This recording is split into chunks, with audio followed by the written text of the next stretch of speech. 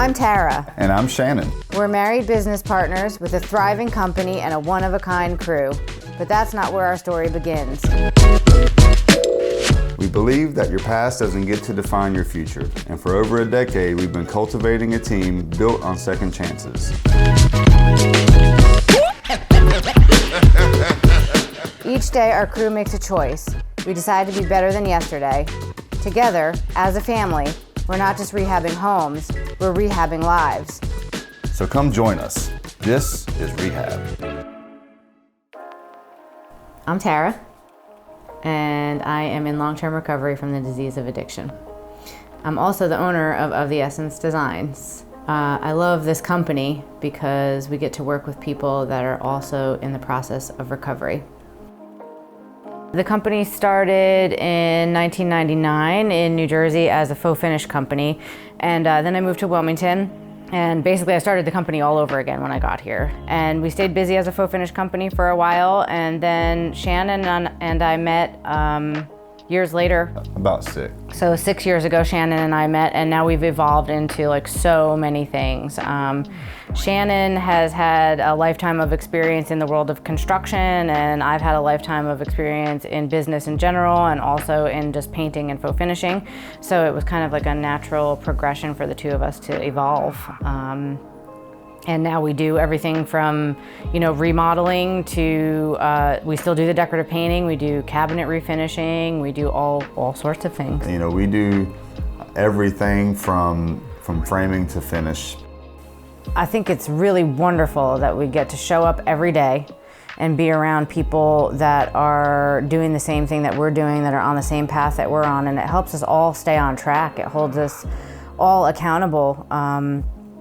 We're accountable to one another every day. We're accountable to ourselves every day, and it's like each day that I come to work with a group of recovering people, it's almost like a mirror for me.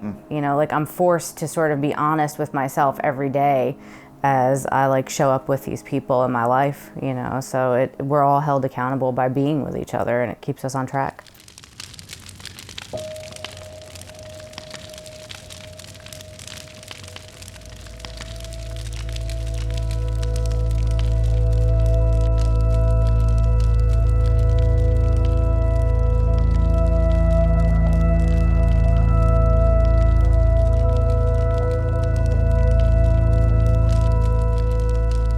So welcome everybody. I just want to say thanks so much for showing up tonight. This is a really big night for all of us, and I'm really grateful that you all showed up here to be with me and Shannon tonight to share our stories and to be together. And tonight we're here gathered around this fire to let go of some things that no longer serve us. As we all know, there is healing that happens in recovery, and what festers and grows in the dark dies in the light of exposure.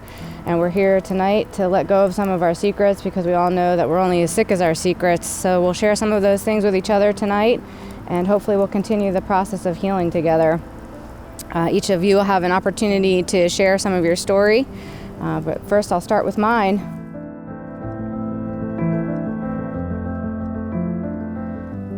So I grew up with a mother that was an addict, and I grew up with a lot of chaos from that in my life, and it was really challenging as a kid growing up in that. I always felt like I was a burden on my family members because they all had to take care of me. My mom left and said she was going down to the Jersey Shore for a weekend when I was 7 years old, and she never came back. And today I understand that she was just suffering from the disease, which I also have, so I can understand today what happened then, but as a child I didn't understand that at all. I don't place any blame whatsoever on either one of my parents for what transpired in my life and in my addiction. I understand today that I suffer from the same thing that my mother suffered from, so we give up all the things that we love for one more, including our children and our families and things that are really important to us. So I don't place blame on them. But I will say that as a child, I was really a confused kid. I had a lot of issues with abandonment. I felt like not good enough. I felt not worthy. I felt unloved, even though I was loved. I never felt like I was worthy of love, so therefore I think I felt unloved. I was always longing for my mother. I mean, to be quite honest, I was always longing to be back with her. I was always longing for her return. I was always longing for her to be with her again. And that just wasn't the way it was. She was suffering from this disease. And I met a group of kids who were sort of struggling with the same things that I was struggling with. And I picked up my first drug at 12 years old, and I felt like I had arrived somewhere that I was looking for my whole life. I felt comfort. I felt at ease. I felt like I fit in. I felt like everything was going to be okay. I felt confident, and I felt cool, and I felt like the party was going to begin, and I finally could forget about all of that stuff that I had been longing for. I searched for that feeling until I was 22 years old. We went into this kitchen remodel with an idea that we were just going to be installing a new backsplash and maybe a countertop, and it turned into a full-on remodel. When we pulled the old backsplash out and found this big termite mess back there, we knew that we were going to have to do some major reworking, you know, and then we went on from there to the floor, which we kind of dug into hoping that there was some hardwoods underneath, and there was not hardwood underneath, so we had to sort of take a turn in another direction. And, currently there is a tile on the floor that we're going to cover with a concrete finish. Then we'll go around and sand the floor with a very coarse grit sandpaper on an orbital sander. Then we'll go around with a trowel, and we'll fill in all of our grout lines to sort of give the floor a little bit more of a leveling before we go ahead and put our final coats on. So I think for me, like, this kitchen remodel is a lot like recovery, because sometimes you never know what things are going to look like, and you start digging into things, and you realize that there's like this foundation that you can work with, but you have to build upon it. I come from a family with addiction pretty scattered throughout all my family. I started drinking at a very early age. I remember wanting to be a part of that so bad. You know, I remember just wanting to feel free, like I saw them being free. And the first time I drank, I was 13 years old, and I got drunk, and I liked it. And I got in trouble, and I didn't care. And I did every opportunity I got after that to drink again, I did. So then when me and my brother were getting high together, we were huffing butane gas. I was 14, about to turn 15. He was 15, about to turn 16. And I came out of my high inhalants, the high off of inhalants. You're on another planet. You know, I wasn't even present. And when I came to, I found my brother, purple, blue, laying beside me.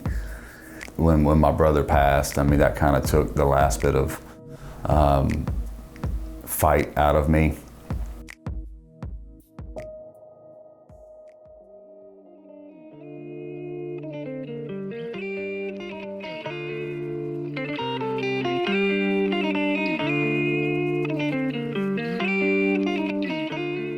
This is the ship's wheel. We found it up north near Boone, and we thought it'd be a really cool centerpiece for this kitchen remodel. So really what we did yesterday is we tore the ceiling out and put some solid wood blocking in the ceiling. This weighs about 150 pounds, so we wanted to be certain that it wasn't going to come crashing down at some point. So we removed the ceiling, put some wood blocking up, and we set this up here yesterday, got the points where these pulley systems need to be so that hangs perfectly level. What we decided to do with it is turn it into kind of a light feature. So we've got this really cool tape lighting that we're gonna go around the radius of this ship's wheel, so the light is gonna shine up and not down. It's not gonna provide a whole lot of light for the actual kitchen, but it's gonna be a really cool centerpiece and just kind of a focal point, if you will, of this new kitchen remodel.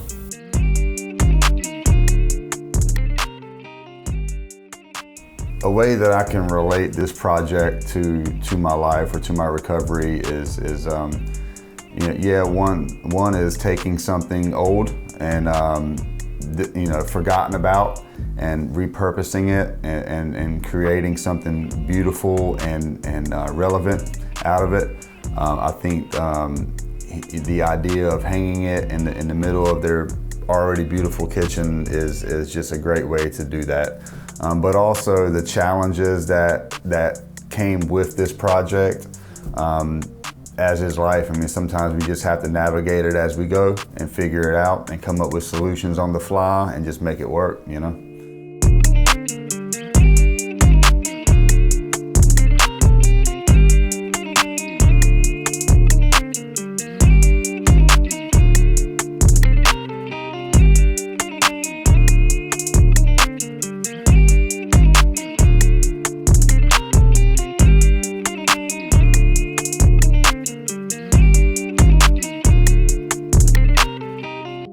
You know, I really went off the deep end, and at age 16, I found myself in a boys' home. I spent about a year there. I got out, got into some even harder drugs. I caught my second round of felonies, this time as an adult. I went to prison for the first time. I suffer from the disease of addiction, which is not substance specific, you know, so no matter what substance I use, I can't stop once I start using it, alcohol included, you know, and I didn't believe that, you know, I believed that cocaine was my problem or heroin or pills or, you know, it was substance specific. I went back and forth in recovery a lot, you know, trying to get clean and just being unwilling to do certain things. And it brought me down to some pretty low bottoms. You know, I've been to prison 2 times. I've been to jail countless times. I spent 4 years in a therapeutic community and none of that was enough to make me stop. So every time I would relapse, it would get worse and worse. It took a lot, you know, I was a very hard-headed person, and it took a lot for me to finally surrender and know that, like, I can't use successfully. I can't drink successfully. I've given up that right.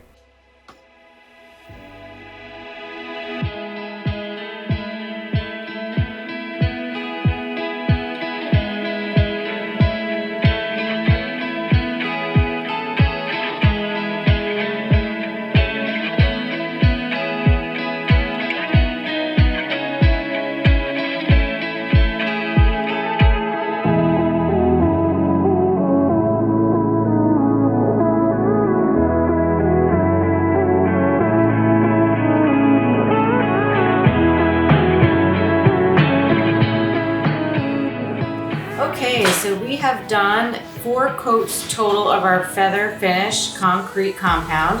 We've gone over it with a trowel. We've gotten it to a level that we're really happy with. It looks absolutely fantastic. So our next step is to put a sealer on it. That sealer is going to have a wet look, so it's a high gloss. And what we're going to do is work our way around the edges by cutting in, and then we're going to have a roller go over the entire surface area. But so far, we're super happy with how this floor looks. In addiction, like, we're so trapped. You know, you're so trapped, it's like you're in your own self-made prison. I was completely using against my own will. I would wake up in the morning and tell myself, I'm not gonna use today, I'm not gonna use today, I'm gonna stay clean today, today is the day, I'm done. And I would find myself in the bathroom, getting high with tears in my eyes, using. After a good long time of going through that, a friend of mine tried to commit suicide, wound up in a treatment facility. We went to a meeting together, and I was not ready or willing to stop. So anyway, like, I went to a meeting with her, and I had no willingness, no desire, nothing to really stop. I heard this speaker that was around the same age as me. And I related to her on such a deep level. And it wasn't so much her story that I related to, it was the feelings that I related to. Feelings of abandonment, it was feelings of isolation, of loneliness, of never fitting in, of never feeling good enough, of never feeling worthy. Like, all of the things that I felt all of my life, she expressed in words. And like for the first time I was able to like really connect with someone, which is what I love so much about the program. You know, it's what I love so much about recovery. It's the language of empathy. It's the language of understanding that you get nowhere else, that's able to cut through the disease of addiction. That day I gained some level of hope for myself, not just for my friend, but for myself. And that next day I woke up and I went through the process of I'm not gonna use today, I'm not gonna use today, I'm not gonna use today. And I went to a meeting. And I've been clean ever since, 21 years. So when I had 2 years clean, something amazing happened, and my mom and stepdad wound up getting clean, and we had a family in recovery. And finally, I was able to be with my mom again. We were able to heal so many of the wounds from my childhood, and we spent 6 years in recovery together before she relapsed. And unfortunately, she overdosed and died from this disease, but we were able to make so many things right before that happened. And now I have so many memories to hold on to from that period of time. I think being an addict, we're so easily isolated. And when I was actively using drugs, I never felt more alone than I did then. So I think coming out of that place and into recovery, rebuilding connection with people has been like one of my main focuses. Being present to the people in my life, feeling connected to those people, like knowing what's going on in their life so that I can be of service to them and help them. And I think it's connected for me in a lot of ways. You know, I found yoga is a big thing for me to not only feel connected to like another community outside of recovery that like lends itself to my spirituality, but like it helps me feel connected to myself, like inside my body. Like I know how I feel, what's going on with me. And in yoga, like I get to release that and I find freedom. And with my friends and like going out and like doing different things and just experiencing life together, like I gain so much freedom there too. So it's through connection that I think I gain freedom. What I know is I don't have to like something in order to accept it, you know, and it took me a long time to even accept the fact that I'm an addict, you know.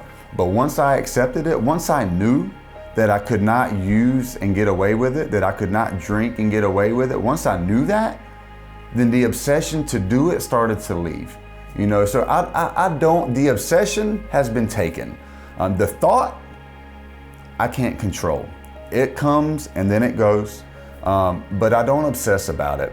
Recovery for me today is an ongoing process, you know, so I have to remain vigilant. I have to keep myself surrounded with people that are actively in recovery and actively doing things to stay clean and to stay sober and to better their lives, you know. So it's you know, the company, my wife, our friends, like this whole community that we have is where I keep myself to keep myself centered. You know, without that, I wouldn't do well.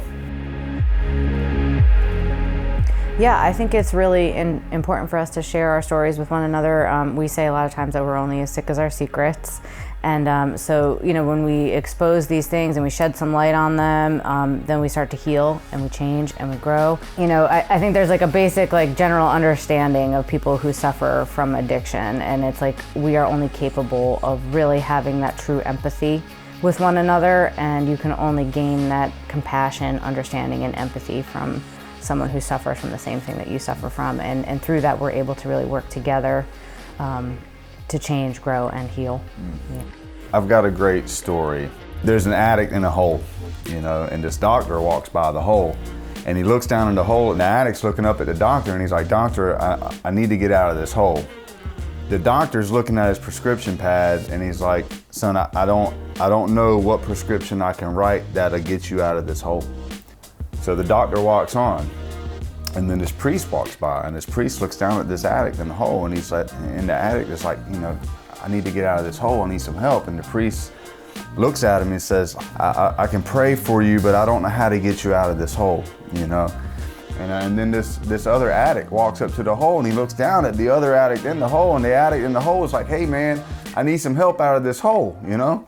And so the other addict jumps in the hole with him.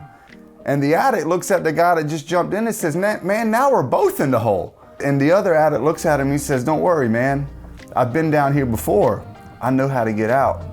And that's one addict helping another. Like, nobody can help me get out of a hole that they haven't been in themselves, man, you know? Man. That's the language of empathy. It's like, I've been here before, and we can get out together. Yeah, we'll get out together.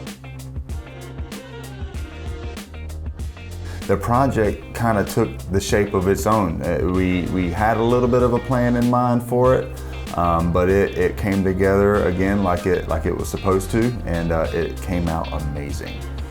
So cool. The ship's wheel is a dynamite centerpiece. That just was so unique. It was Never seen anything like it. Nope. That's something we love to do is things that are unique, Yep. things that you don't get to see everywhere. Yep. Which I think also the floor in the kitchen is very Yep. unique. Not that you've never seen a concrete 100%. floor before, but not necessarily in a kitchen.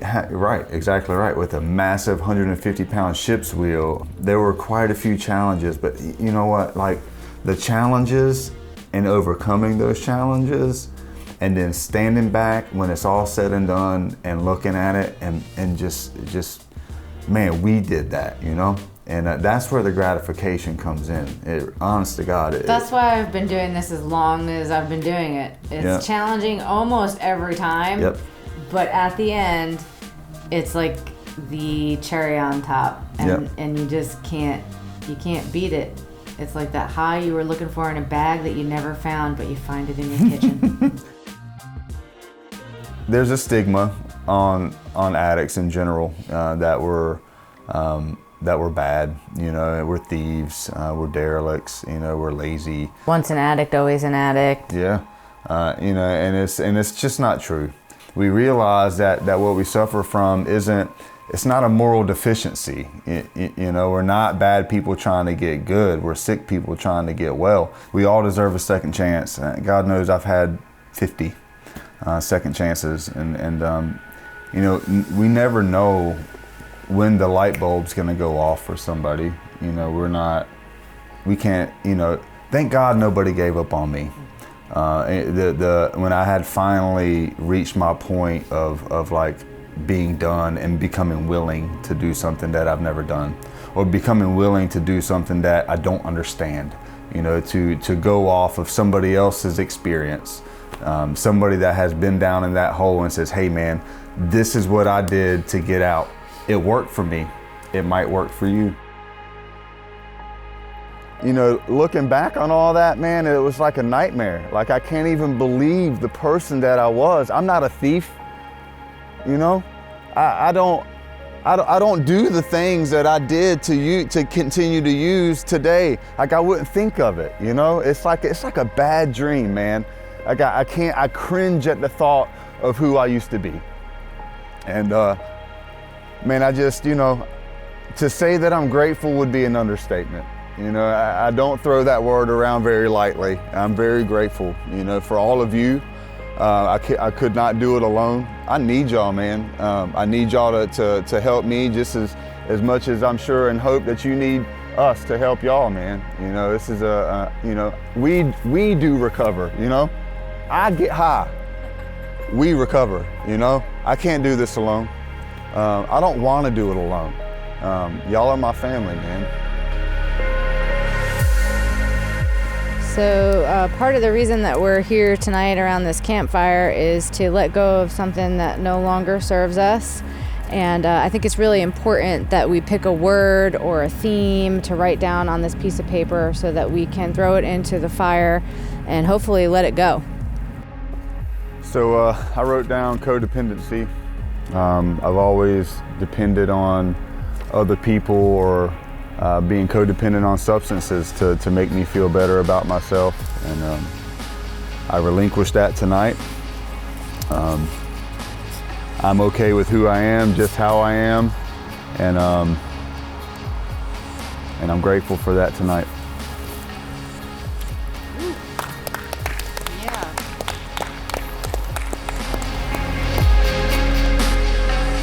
So my word is abandonment. And this definitely started to sink in for me when my mom left when I was young. I never felt worthy of love or being cared for, and it led me into a place of self-pity. and not feeling good enough for anything. So tonight I am going to let that go and hopefully move forward and feel worthy of love and care and to feel good enough. Yeah. I was a low bottom addict, you know, low bottom. And to see how that horrible experience can be of some use or some value to somebody else, that I didn't go through that crap for nothing, you know, and that it can somehow help somebody else, and maybe, just maybe, man, they won't have to do it. You know, maybe, just maybe, they won't have to go as far down as I went, you know? And we talk about your bottom is when you stop digging. You know, you can dig as deep as you want to go. But if my experience can benefit somebody else, then it's an amazing thing, man, you know?